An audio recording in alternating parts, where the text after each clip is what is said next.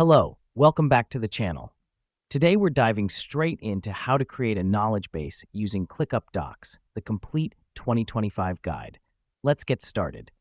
First up, log into your ClickUp account and navigate to the Docs home. It's important to start here because this is the central hub where all your documents will be stored and organized. Once you're there, click on the New Doc button.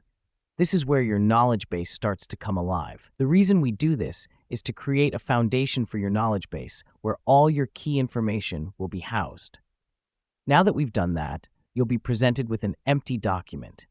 Here, you can start creating your content. Start by adding a title and then dive into the body. This helps us because it structures your knowledge base, making it easier for users to find exactly what they need. You can use headers, bullet points, tables, and even embed videos to make your content more engaging and informative.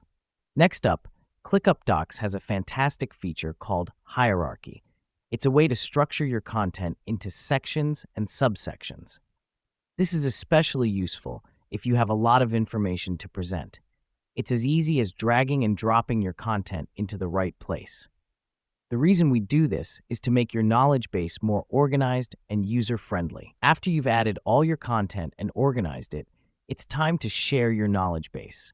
Go to Share and choose whether you want to make your document public, private, or only accessible to certain people. This step is critical because it allows you to control who has access to your knowledge base, ensuring the right information gets to the right people. Finally, remember to save your document. ClickUp Docs automatically saves your progress, but it's always good to double-check. This ensures that all your hard work is stored and ready to be accessed at any time. And there you have it.